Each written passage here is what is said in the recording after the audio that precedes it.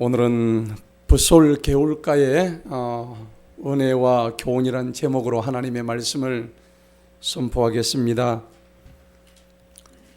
하나님의 성경은 하나님과 사람과의 언약을 바탕으로 해서 쓰여진 책이 성경입니다.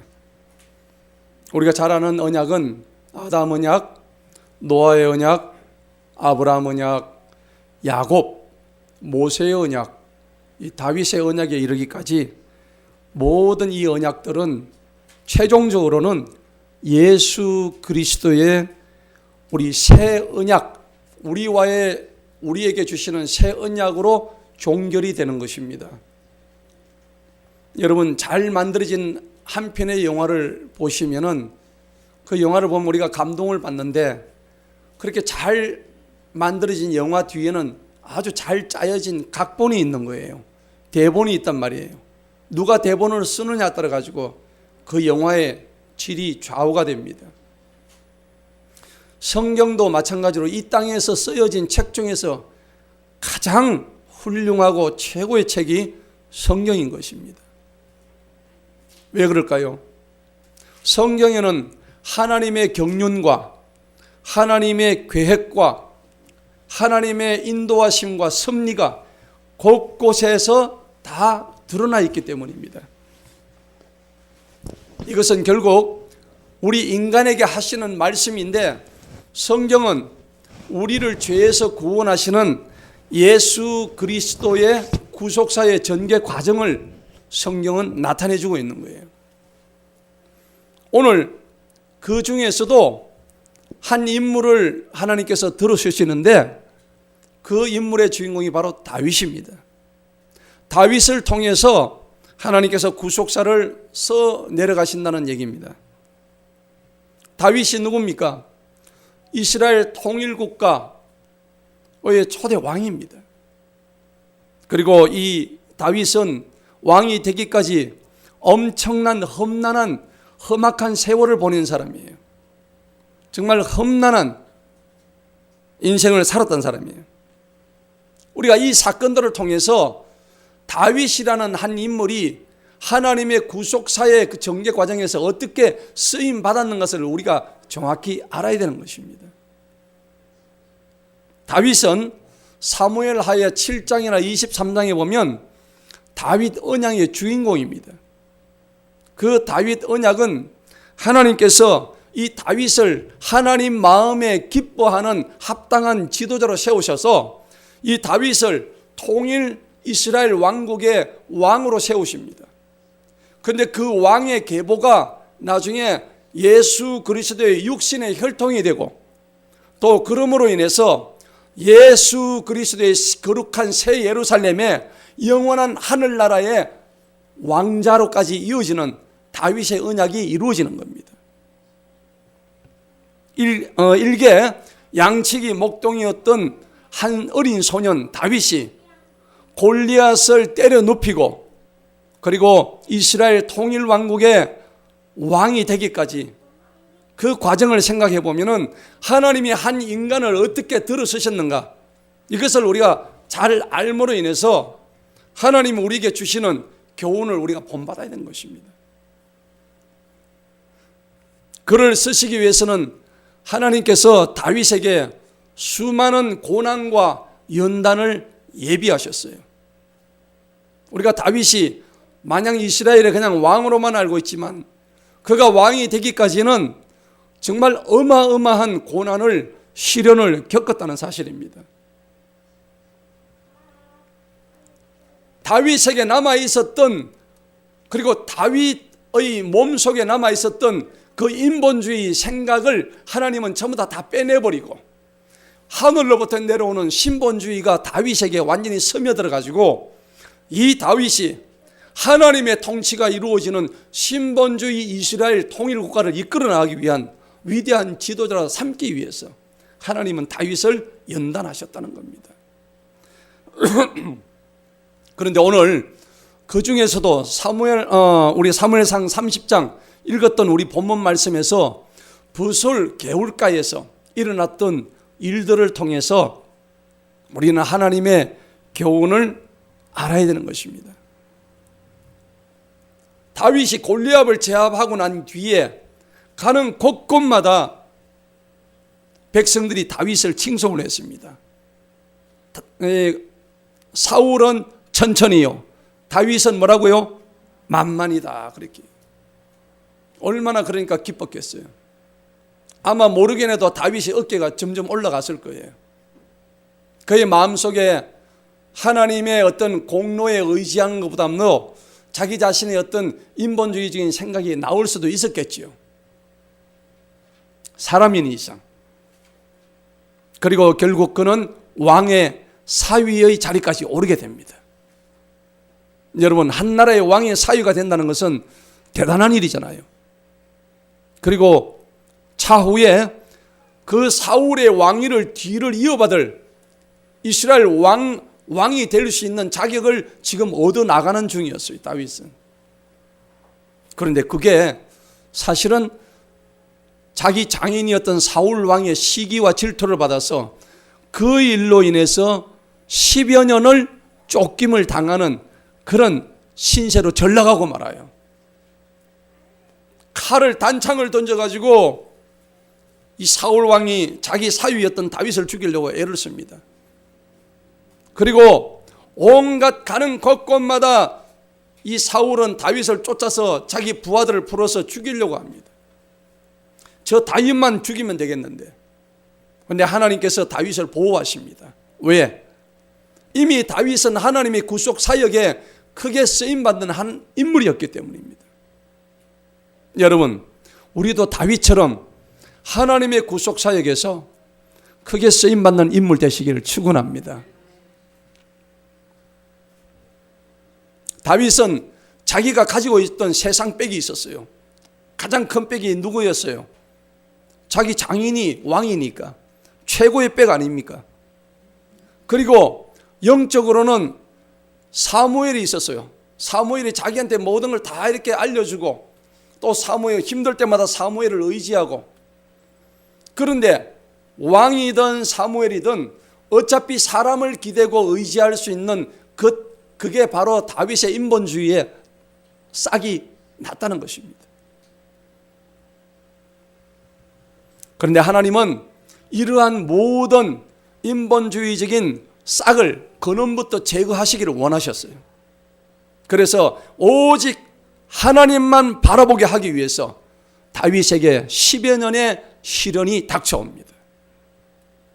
이유가 뭘까요?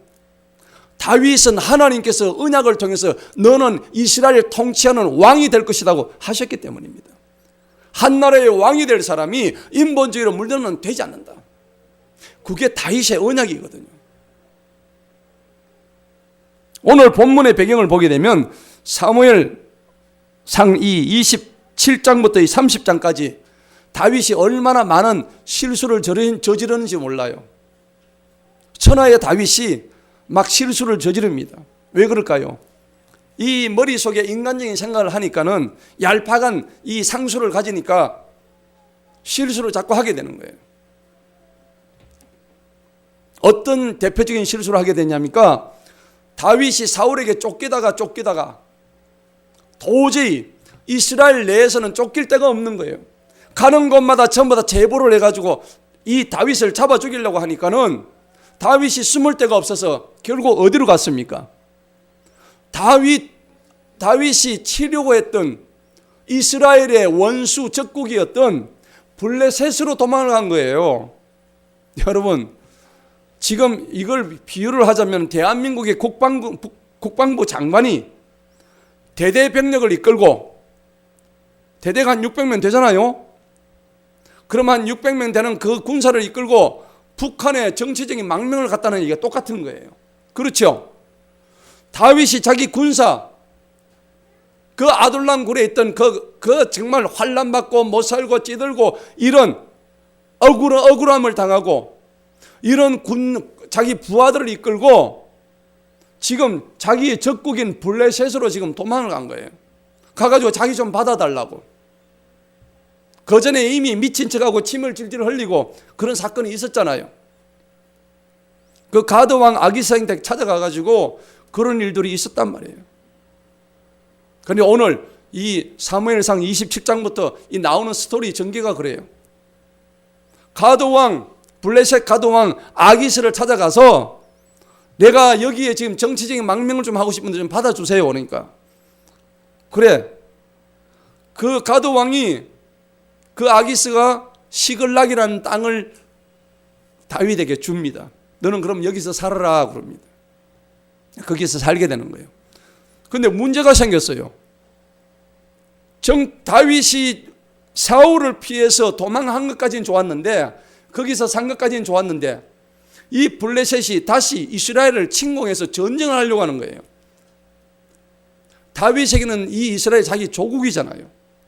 자기 조국인데 적국에 와가지고 이제는 가드 왕이 이스라엘 친다고 그러니까 자기가 거기 동참해야 될 비수를 자기 조국한테 지금 찔러야 되는 지금 입장이 됐단 말이에요. 이게 진퇴양난이에요. 이럴 수도 없고 저럴 수도 없고. 만약에 내가 안 치겠다고 하면은 네가 정치적인 망명을 해놓고 요놈이 거짓말했구나 해가지고 어떻게 돼요? 모가지가 돼요. 또 가서 이스라엘하고 치려고 하니까는 누구와 싸워요? 가면은 자기 장인어른 사울하고 지금 싸우게 되는 거야. 만약에 가서 싸워가지고 사울 왕을 찔러서 지가 죽였다고 칩시다. 나중에 어떻게 될까요? 정치적인 구태타가 돼가지고 제대로 이 이스라엘 왕의 적통성을 가지겠느냐 이거죠. 못 가진다는 얘기입니다. 근데 다윗 입장에서는 이거 저런 걸 생각해 보니까 이게 도저히 안 되겠거든. 그래도 어떻게 해요? 그래도 나의 진정성을 보이기 위해서는 따라 나서잖아요. 이스라엘을 침략하는 그 대열에 따라 나섭니다. 여러분 같으면 어떻겠습니까? 괴롭지 않겠습니까? 다윗은 괴로웠어요. 근데 그때 대반전이 일어납니다. 어떤 반전이 일어날까요? 거기 27장부터 해가지고 쫙 뒤에 나오는데 28장, 29장 계속 그 이야기예요. 딱 나가려고 하는데 블레셋 그 가드 왕의 부하들이 방백들이 한 5명 있었는데 자기들이 의논을 해가지고 안 된다. 저 다윗이란 저놈은 옛날에 우리 골리앗 장군을 갖다가 쓰러뜨린 놈이다. 저런 놈을 믿고 어떻게 우리가 이스라엘을 침공을 할 수 있단 말인가? 혹시 가다가 배반해가지고 우리의 등을 치게 되면 우리가 어떻게 되느냐?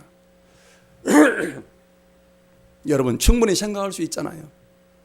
그래서 가드 왕이 그 블레셋 방백 5명의 이야기를 듣더니 도저히 안 되겠다 싶어서 그러면은 내가 본 다윗은 굉장히 선한 사람이고 착한 사람인데 이때까지 시글락에서 살아왔던 사람 중에서 가장 선한 사람이었는데 우리 장군들이 반대를 하니까 너는 안 되겠다. 너는 도로 들어가라. 그렇게 된 거예요.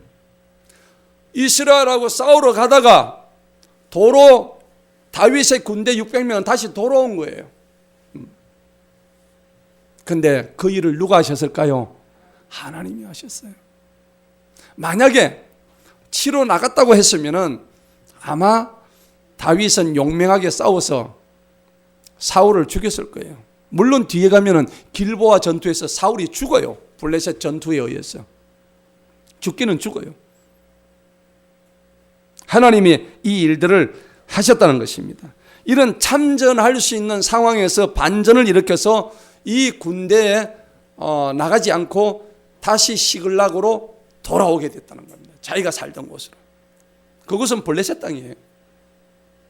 그런데 600명이 시글락으로 딱 들어오려고 하니까 이게 놀라운 일이 또 벌어졌어요.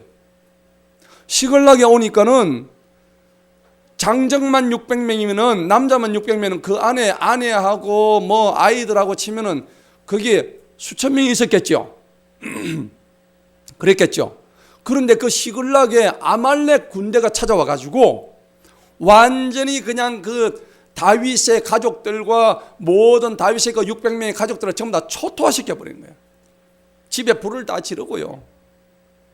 다행히 사람들은 몽땅 다 잡아가지고 전쟁포로로 다 잡아간 거예요. 죽이지는 않고. 돌아오니까 아무것도 없어. 그냥 불타가지고 재만 남은 거예요. 이 일을 어떻게 하냐. 그래서 다윗이 전쟁에 참가하지 않고 집에 돌아오니까 집에서 그런 상황이 벌어진 거예요. 그래서 다윗이 어떻게 해요? 기가 찰나시거든. 여러분, 그 장면이 오늘 본문 말씀에 나와 있거든요. 나와 있는데 아무튼 가자니 참 안 되겠고 또 안 가자니 또 문제가 됐고, 그래서 결국은 돌아왔는데 돌아오니까 자기 집들이 다 불타가지고 엉망인 이런 상태예요. 진퇴양난이에요. 자, 그래서 오늘 우리가 이 장면을 잘 봐야 돼요. 자, 본문 우리가 30장을 한번 보시기 바랍니다. 사무엘상 30장. 30장에 보니까는 우리가 성경을 펴놓고 한번 보세요. 30장 1절에 보니까는 아말렉 사람들이 남부와 시글락을 침략했고 그들이 시글락에서 그것을 불살라 버렸어요. 여인들을 전부 다 포로로 잡아했어요. 크든지 작든지 하나도 죽이지 않고 끌고 가가지고 전부 다 자기 길을 다 갔죠. 포로로 다 잡아간 거예요. 3절 보세요. 그리고 4절에는 그때 다윗과 그와 함께한 백성이 소리 높여서 울었는데 어디까지 울었다고요? 기력이 닿을 때까지 울었대요. 얼마나 심하게 울었는지 통곡에 통곡을 거듭한 거예요. 모든 것이 깡그리 없어져 버렸으니까. 여러분, 우리가 이런 장면을 보게 되면 하나님은요, 하나님의 사람이 고난을 받을 때에 정면 돌파하기를 바라시지 요 인간적인 생각을 가지고 그 위기를 모면해 보겠다고 인간적인 어떤 의지, 어떤 방백들의 도움을 바라는 것을 하나님은 싫어하셔요. 오히려 하나님을 전적으로 의지하고 달려가기를 원하신다는 겁니다. 그래서 돌아와 보니까 자기 집은 이미 다 불타고 아무것도 없는 거예요. 자기 집에 있는 가족들은 한 사람도 없이 전부 다 전쟁포로 다 끌려가 버렸어요. 이런 상황이에요. 얼마나 비통한지 정말 밤새도록 울었단 말이에요. 그 600명의 용사들이, 남자들이, 아이들이고 뭐 자기 아내고 할 것 없이 다 뺏겨버렸으니까. 자, 그래서 보세요. 그것만 그런 것이 아닙니다.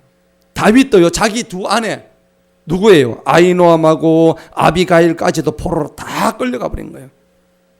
다윗의 심정이 어떻겠어요? 6절에 보니까 심히 불안했습니다. 그리고 거기에 600명에 해당하는 모든 사람들이 어때요? 일부가 막 마음이 동요하기 시작한 거예요. 다윗 너 때문에 우리 자녀들이 다 끌려갔다. 그래가지고 다윗을 돌로 치려고, 돌로 막 치려고 해요.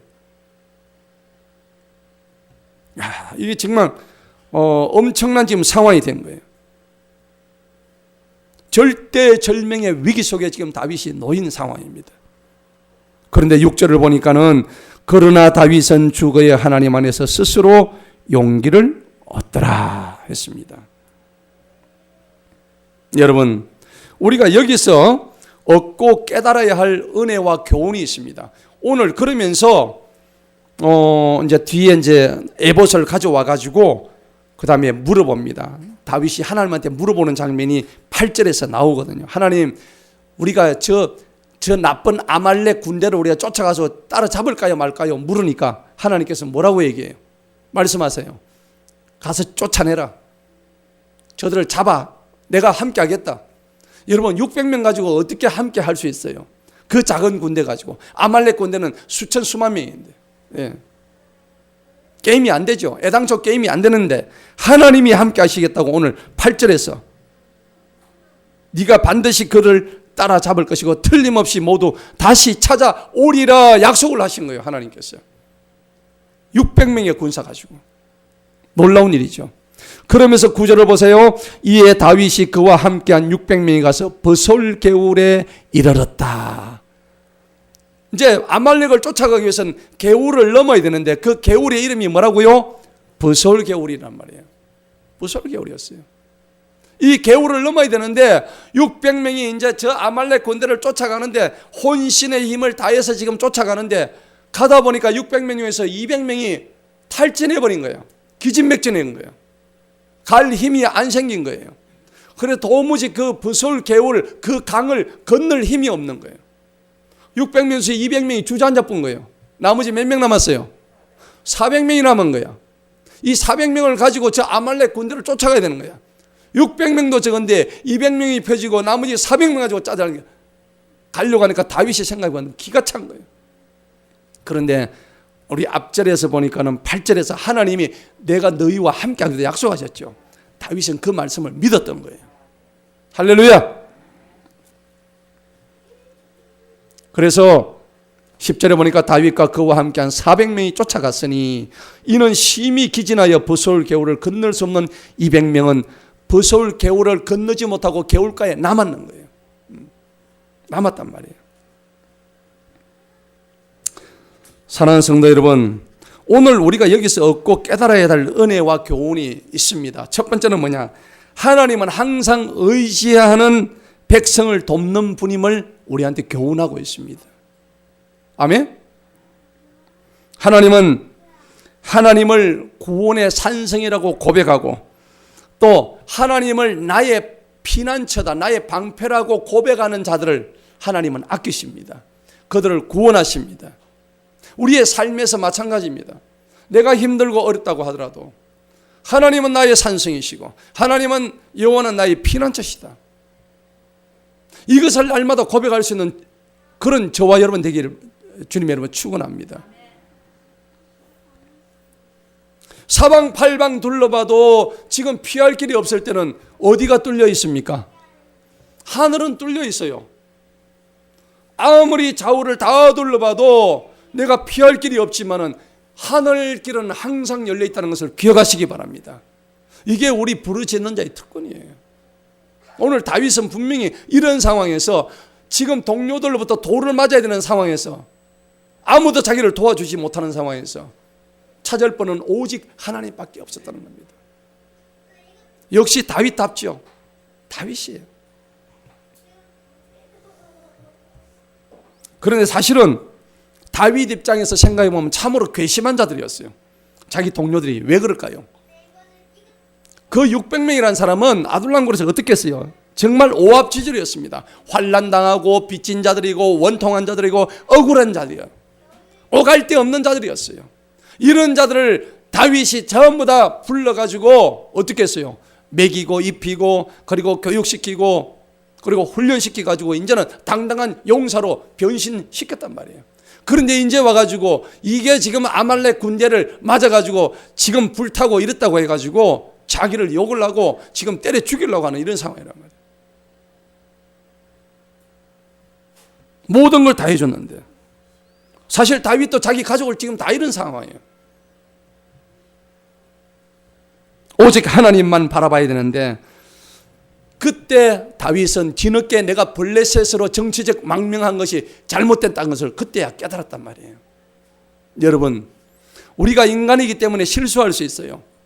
그렇지만은 그 실수하고 난 뒤에 다윗처럼 뒤늦게라도 그것을 즉각적으로 깨달을 수 있는 은혜가 임하기를 축원합니다. 그게 필요한 거예요. 다시 한번 주님 안에서 스스로 용기를 얻는 것입니다.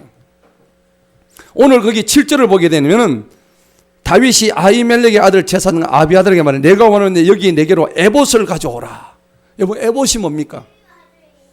어떤 중요한 일이 있을 때 대제사장이 입던 예복입니다.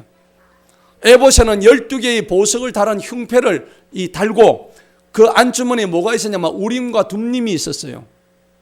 그 우림과 둠림을 가지고 하나님의 뜻을 물을 때 우림과 둠림을 이용했습니다.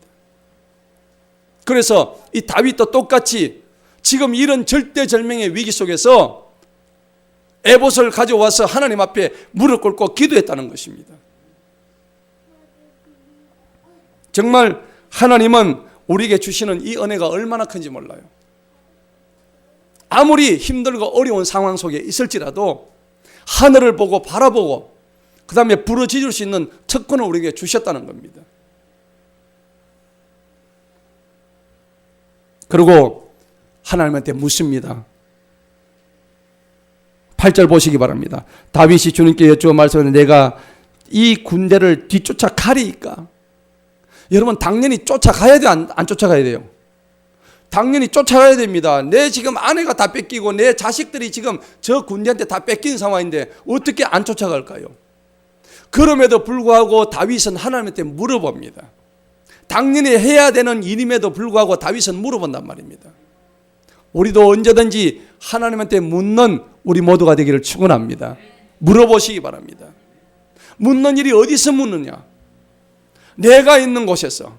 그리고 우리 교회는 24시간 문이 열려 있어요. 이곳에서 와서 이곳에서 주님 앞에 물어보시기 바랍니다. 부르짖으시기 바랍니다. 600명의 그 작은 숫자 가지고 어떻게 가능할까? 마음 같았으면 지금 따라가 지금 당장 어떻게 하고 싶은데, 그래도 하나님한테 물어보고 하나님의 사인, 오케이 사인을 받고 출발하는 다윗을 바라볼 때 우리도 가장 작은 일이라 할지라도 하나님한테 묻고 달려가는 우리 모두가 되기를 축복합니다. 시편 146편 3절에 방백들을 의지하지 말고 도울 힘이 없는 인생도 의지하지 말아라, 성경은 말씀하고 있습니다. 자, 드디어 이제 우리가 10절에 보니까는 우리가 부솔 겨울을 건널 수 없는 200명이 이제 남았습니다. 그래서 400명이 쫓아러 들어갑니다. 아말렉 군대를 쫓아갑니다. 그 400명이 4,000명, 4만 명을 어떻게 잡아요? 안 되죠. 그런데 하나님은 그 다윗의 400명의 군사와 함께 하셨습니다. 자, 그런데 놀라운 일이 또 일어납니다. 자, 11절 보시기 바랍니다. 11절부터 해서 거기 계속 나오죠. 15절까지가 나오는데 어떤 일이 벌어졌느냐? 군대를 잡으러 지금 들어가는데 들판에서 누가 나타나냐면은 애굽의 한 청년이 쩔뚝쩔뚝하면서 쓰러지는 모습으로 나타났어요. 다윗이 지금 아말렉 군대를 쫓아가는데 지금 어디로 가는지 몰라. 이쪽으로 가야 될지 저쪽으로 가야 될지 모르고 있는데 거기 지금 폐잔병 같은 애굽의 한 청년이 지금 거의 쓰러지다시피 해가지고 다윗의 군사의 눈에 지금 발견이 된 거예요. 그래서 다윗의 군대가 그 애굽의 청년을 불러다가 보니까는 우선은 지금 뭐 못 먹어서 물도 못 마시고 지금 곧 죽어가야 되는 상황이에요. 그래서 어떻게 했어요?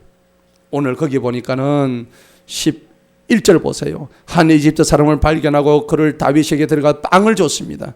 일단 먹을 걸 줬습니다. 여러분 지금 적이잖아요. 적군이에요. 그런데 빵을 줬습니다. 그리고 먹었습니다. 물도 주고요. 그리고 12절에 보니까 무화과로 만든 과자 한 조각과 금포도 2송이를 줬습니다. 그가 3일 밤낮을 아무것도 먹지 못했기 때문에. 그래서 묻습니다. 야, 너 도대체 어디서 왔느냐 하니까는 나는 이집트 사람이고 저 당신네 시글락을 침공했던 아말렉 사람의 나는 부하였는데 내가 지금 병이 들어가지고 지금 싸우다가 병이 들어가지고 지금 도저히 움직일 수 없으니까 저 아말렉 군대 대장이 나를 버려버렸습니다 라고 지금 얘기하는 장면이에요. 여러분 좀 비인간적이죠. 좀 비인간적이에요. 그래서 내가 지금 3일 전에 병이 들어가지고 내 주인이 나를 버려버렸습니다. 그래서 15절에 보니까 다윗이 그에게 말하는 네가 나를 이 무리에게 데려갈 수 있겠느냐? 너는 지금 어디로 간지 알고 있으면 그 길을 좀 알려줄 수 있겠느냐? 라고 이 청년한테 묻습니다. 그러니까 어떻게 해요?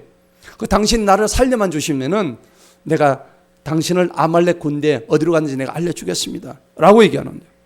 그렇죠? 그래야만 내가 당신을 이 무리에게 데려가겠나이다. 그렇게 했습니다. 다윗의 부대는요 아말렉 약탈자들을 추적하기는 너무나 사실은 굉장히 부족한 군대였어요. 600명에서 200명 빠진 400명 가지고 뭘 쳐요? 수천 명의 군사를 어떻게 대적할 수가 없는 거예요. 지금 전쟁터에서 돌아온 지도 얼마 되지 않은 상황에서 자기 지금 살고 있던 시글락이 폐허가 돼가지고 아무것도 없어. 보급품도 없어. 이런 상황에서 어떻게 저들을 이길 수가 있겠습니까? 더군다나 지금 다윗의 신뢰도는 땅에 지금 다 떨어져 버렸어요. 지도자의 모습이 위상이 지금 다 추락해 버렸어요. 이런 상황입니다. 그리고 이 아말렉을 내려가는데 아말렉을 쫓아서 지금 내려가는데 무려 거기서 또 24km를 더 들어가야 돼요. 부스올 시내까지 한 24km 돼 있다고. 얼마나 여러분들 그 24km가 지금 지쳐있는 상태에서 피곤했으면 그 버서울 개울가를 건널 수 없을 정도로 힘이 들었겠습니까? 그런데 다윗은 주저하지 않았습니다.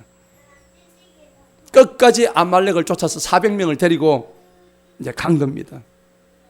그런데 가다가 이 청년을 지금 만난 거예요. 그런데 우리가 여기서 교훈을 두 번째로 얻을 게 있습니다. 하나님은 약자하고 그리고 정말 어려운 사람을 돕는 자를 하나님은 반드시 지키십니다. 할렐루야. 지금 이 장면에서 우리가 꼭 기억해야 될 게 뭐냐? 다윗은 그 정말 3일 동안 병이 들고 못 먹고 죽어가는 그 청년을 외면할 수도 있었어요. 하지만 하나님의 사람 다윗은 그 청년을 외면하지 않았습니다. 물도 주고 빵도 주고 무화과도 주고요, 건포도도 주고. 그래서 그 애굽 소년, 이 애굽 청년의 마음이 녹아버립니다. 그런 정말 아름다운 공개를 통해서 여러분, 우리도 주변에 있는 약자와 그리고 어려운 자들을 둘러봐야 합니다. 아멘. 오늘 다윗의 마음을 가져야 되는 거예요. 그래서 그 청년이 자진해서 길 안내자가 되어서 결국은 전쟁을 통해서 대성을 거둡니다. 하나님께서 이 약자들을 돕는 자들을 하나님께서 도와주시는 것이에요. 여러분, 우리 주변의 약자를 돌아보시기 바랍니다. 그리고 또 다윗은 600명이 출발했는데 200명이 안 간다고 했을 때에 칼을 가지고 그 200명이 목을 칠 수도 있었습니다. 그렇잖아요. 그런데 피곤하고 지친 그 200명의 생명을 너희들은 여기서 쉬어라. 우리 400명 올라가서 칠게. 라고 그렇게 힘들고 연약하고 그리고 지금 아무것도 할 수 없는 자들을 위한 배려심이 너무나 컸다는 것입니다. 이게 누구의 마음일까요? 하나님의 마음인 겁니다. 예수님의 마음인 것입니다. 다윗에게는 그런 마음이 지도자의 자격을 갖추기에 충분한 배려심이 되었다는 것입니다. 하나님은 그의 마음을 보셨다는 얘기입니다.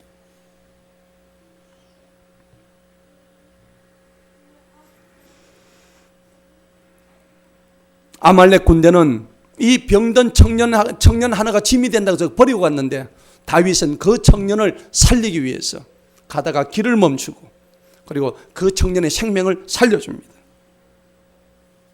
우리가 주변의 소자와 약자를 돌봐야 될 바로 이유가 여기에 있는 것입니다. 아무리 우리가 정의를 행한다고 하지만은 내 주변을 돌아보지 않는다면은 그것은 교회의 기능이 아닙니다. 교회의 사명이 아닙니다. 오늘 낙오된 200명을 남겨두고 400명을 가지고 단 400명을 가지고 저 아말렉 군대를 무찌를 수 있었던 것은 하나님께서 다윗의 그 작지만은 따뜻한 배려, 약자를 생각하고 소자를 생각할 수 있는 그 하나님의 마음을 가진 다윗에게 하나님 도움을 주셨다는 것입니다.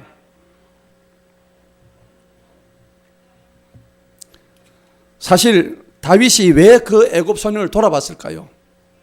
아마 모르긴 해도 저도 곰곰이 생각을 해보니까 이 광야에 홀로 버려졌다는 이 장면에서 다윗은 자기 어린 시절을 아마 생각했을 겁니다.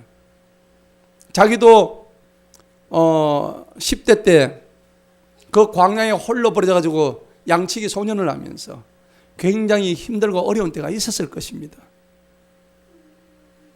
그리고 사람들한테 버림받는다는 것이 얼마나 뼈저리게 그게 고통받는다는 일인가를 아마 아주 깊이 체험을 했을 것입니다. 그리고 또 다윗은 자기 장인 사울로부터 쫓김을 당한 일들을 자기는 너무 처절하게 기억하고 있는 거예요. 누구에게 버림받아가지고. 그렇기 때문에 이 애굽 청년이 길가에서 쓰러져가는 모습을 봤을 때 자기 옛날에 자기 모습을 동병상련의 아픔을 가지고 바라볼 수 있었다는 것입니다. 여러분, 승승장구하고 고통이 없는 사람들은 주변의 어려움을 돌아보지 않습니다. 하지만은 예수님의 마음을 가진 사람들은 오늘 이 다윗처럼 젊은 청년의 어려움에 고통에 동참하는 그러한 행동을 보일 수 있습니다. 우리도 그런 자가 되기를 축원합니다. 그래서 애굽 청년이 마음의 문을 열고 다윗의 군대를 그곳으로 인도하는 것입니다. 자, 본문 16절 보시겠습니다. 그가 다윗을 데리고 내려가니 보라, 드디어 그 애굽 청년을 데리고 아말렉 군대가 있는 곳을 찾아가니까 어떻겠어요? 보니까 흩어져가 먹고 마시고 춤추고 뒹굴고 있는 거예요. 이는 블레셋 사람들이 땅과 유다 땅에서 약탈한 모든 약탈물이 너무 풍족한 거예요. 그런데 어떻겠습니까? 17절에 보니까 다윗이 땅거미가 지는 저녁부터 그 다음날 저녁까지 만 하루 동안에 그들을 때려잡습니다. 맞죠? 아말렉 군대를 치는데 아마도 하나님께서 수많은 군대들을 아마 그때 술을 마셔가지고 승리에 그 도취돼가지고 아마 잔치를 벌였지 않겠습니까? 그래가 전부 다 부어라 마셔라 가지고 술에 취해 있는데 전부 자고 있는데 어떻게 해요? 다윗의 군대가 가가지고 전부 다 죽여버립니다. 일부 낙타 타고 도망친 젊은이들 빼고는 몽땅 다 죽여버립니다. 누가 하셨습니까? 하나님이 하신 거예요. 하나님이 하지 않고는 400명 가지고는 그 큰 군대를 이겨낼 수가 없는 것이죠. 그리고 18절에 보니까는 다윗은 자기의 두 아내마저도 구출해냅니다. 그리고 거기 갔던 포로로 끌려갔던 모든 사람들 다 끌고 와요. 하나님의 도우심이 아니었더라면 이런 일이 일어날 수가 없는 거예요.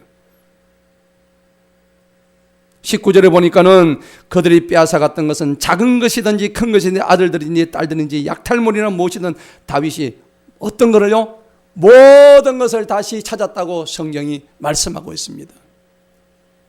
여러분, 하나님이 함께 하시면 여러분들 인생을 살아오시면서 빼앗긴 모든 것들 다 찾을 줄로 믿습니다. 그런 역사가, 그런 회복의 역사가 나타나기를 간절히 축복합니다. 하나님이 함께 하신다면 다윗이 빼앗겼던 모든 것을 회복하는 역사가 우리 삶 속에 일어날 수가 있는 거예요. 20절에 보니까 다윗이 모든 소떼들과 양떼들을 취하니 그들이 다른 가축들 앞에 그것들을 몰고 가면서 말하기를 이것은 다윗의 탈취물이라 하니라. 원래 빼앗겼던 것 플러스 그들이 아말렉이 가지고 있던 모든 것 몇 배나 더 되는 모든 약탈물을 다 가지고 온 거예요. 할렐루야. 하나님이 함께 하신 거예요. 오늘 이 귀한 말씀을 보니까 우리가 절대 하나님의 은혜를 잊지 말아야 됩니다. 그런데 이제 문제가 생겨요. 21절서부터 이제 어떤 문제가 생기는데 한번 보십시다. 다윗이 그 200명이로 왔으니 그들은 심히 기진하여 다윗을 따를 수 없던 자들로서 보솔 겨울까지 그대로 머물러 있었어요. 힘이 빠져가지고 전쟁을 마치고 왔는데도 그냥 200명이 그게 주저앉아 있는 거예요. 그들이 나와서 다윗을 맞아들이고, 그런데 면목이 없죠. 같이 싸우러 가지 않았으니까 얼굴이 이제 면목이 없는 거예요. 못 싸웠으니까 400명만 싸우고. 그래서 그들을 맞아들이고 다윗과 함께한 백성을 맞아들이더라. 다윗이 그 사람들이 가까이 와서 그들에게 뭐 했다고요? 문안했더라. 보통 사람 같으면은 전쟁에 참여하지 않은 200명이 목을 쳤을 거예요. 그런데 다윗은 그들을 위로했습니다. 문안했습니다. 그들의 안부를 물었습니다. 힘들었지? 우리가 가서 잘 싸고 와서 너희들은 잘 쉬었어. 너희들이 없었어도 하나님이 함께 하셨어. 다윗은 그 얘기를 하면서 그들을 위로했습니다. 그런데 22절에서 드디어 문제가 발생했어요. 함께 싸우러 갔던 그 400명의 용사들 중에서 시기심이 나온 거예요. 자기 공명심이 나온 거예요. 이거 우리가 있는데 저 200명한테는 한 푼도 줄 수 없다. 우리가 가져온 노량물, 모든 포획물들을 쟤들은 싸우지 않았기 때문에 한 푼도 주지 말자. 그런데 성경은 그런 자를 누구라고 표현하는가 한번 보십시다. 22절에 보니까 그때 다윗과 함께 갔던 자들 중에서 모든 어떤 사람들? 사악한 사람들, 그 사람들을 400명 중에 그렇게 말한 자들을 사악한 사람이라고 성경은 말씀하고 있는 거예요. 또 누구의 사람들이라고 했어요? 벨리알의 사람들이라고 얘기합니다.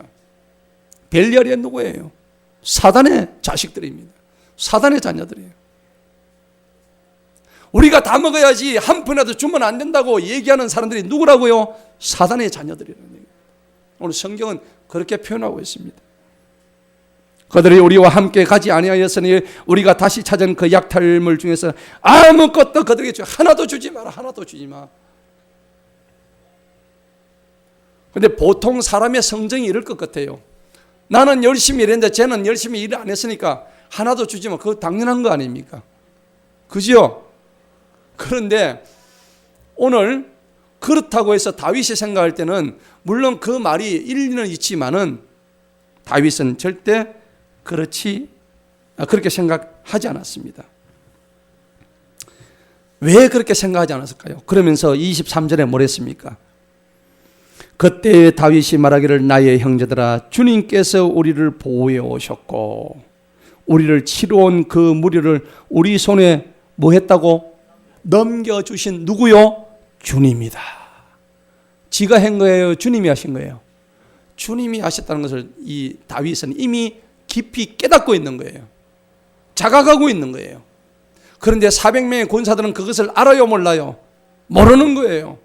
이게 주님이 하셨구나 하는 것을 깨닫지 못하는 거예요. 지도자와 지도자가 아닌 사람의 차이입니다. 여러분, 이 다윗은 한 나라의 왕이 될 사람으로서 영적으로 이렇게 대각성을 이미 하고 있었다는 것입니다. 블레셋으로 정치적 망명이 온 것이 이미 잘못된 걸 자기도 이미 깨달았어요. 이미 하나님께서 잘못된 걸 알려주셨고 자기는 이제 회개하기 시작한 것입니다. 한마디로 아말렉과 싸워서 이긴 것을 마치 자기가 지금 강성해서 그 아말렉 군대를 이겼다고 생각하는 착각에서 하나님은 벗어나게 하신 거예요. 그래서 오늘 23절의 말씀을 주신 거예요.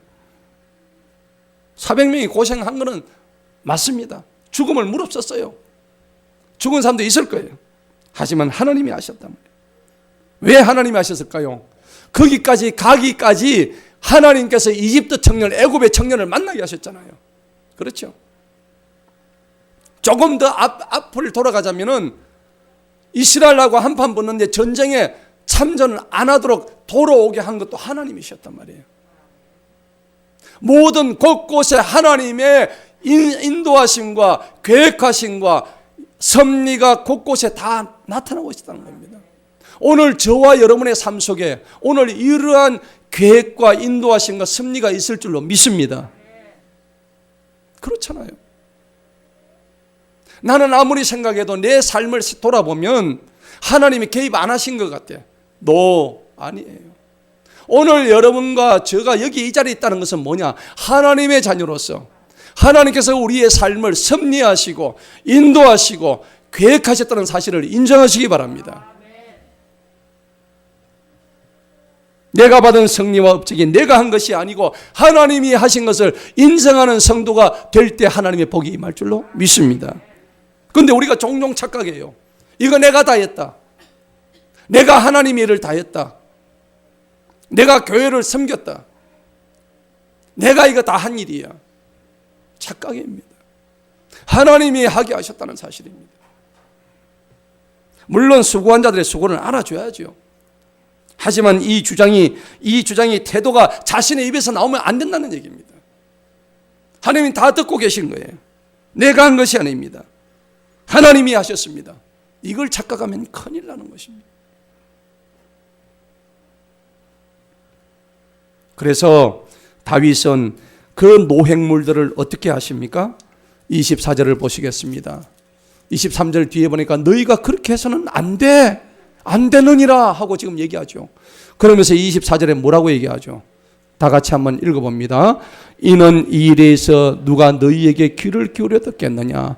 전투에 내려간 자의 목과 소유물 곁에 머물렀던 자의 몫이 뭐하다고? 같으리니 동일하게 나누어라. 동일하게. 전쟁 나갔던 사람이나 탈전에가 못 나갔던 사람이나 똑같이 나누어져라. 이게 지도자의 모습이에요. 이스라엘 왕이 될 자격을 하나님께서 테스트 하셨던 거죠. 그러면서 25절에 보니까 이 일이 그날부터 그렇게 되어서 다윗이 이스라엘을 통치하는 동안에 계속 이 법규가 그대로 이어졌다는 사실입니다. 그리고 26절에서부터 31절까지는 더 놀라운 일이 있습니다. 그 전리품과 노획물을 자기들만 한 게 아니라 그걸 유다 땅에 있던 그 이스라엘 온 지파들에게 다 나눠준 거예요. 할렐루야. 그래서 이 다윗이 블레셋 땅에 머물렀던 시간은 1년 4개월밖에 되지 않아요. 치욕적인 그 짧은 기간이었지만은 하나님 그 치욕적인 1년 4개월이라는 그 기간 동안 다윗으로 하여금 많은 연단을 통해서 하나님의 은혜와 또 이 브솔 개울가에서 있었던 이 사건들을 통해서 다윗에게 많은 교훈을 주셨다는 사실입니다. 오늘 말씀의 결론을 맺겠습니다. 다윗은요, 국가적인 위기나 또 자신의 위기 때에 오직 하나만 바라보았어요. 믿음으로 이 위기를 돌파했다는 사실입니다. 믿음으로 하나님만 쳐다봤다는 얘기입니다. 자신이 속한 사람들에게 뿐만 아니라 자신이 도망쳐 나왔던 나라에게도 희망이 되었던 사람입니다. 다윗은 잘못을 회개할 줄 아는 겸손의 사람이었습니다. 그리고 위기를 믿음으로 기도로 돌파하는 능력을 가졌고 약자를 배려하는 감동의 사람이었습니다. 그리고 수확의 기쁨을 함께 나누는, 형제를 사랑하는, 내 이웃을 내 몸처럼 사랑했던 그런 사랑의 지도자였습니다. 그래서 아름다운 형제 공동체로 이스라엘을 만들어가면서 왕의 자질을 벌써부터 만들어갈 수 있었다는 것입니다. 우리가 믿음으로 산다는 원리는 약육강식의 원리가 아니에요. 나누시기 바랍니다. 베푸시기 바랍니다. 예수님께서 우리에게 사랑을 베푸실 때 조건이 없었어요. 누구에게는 많이 주고 적게 주고 하는 것이 없었습니다. 동일하게 주셨습니다. 다만 받는 자의 자세가 문제가 된 것이지.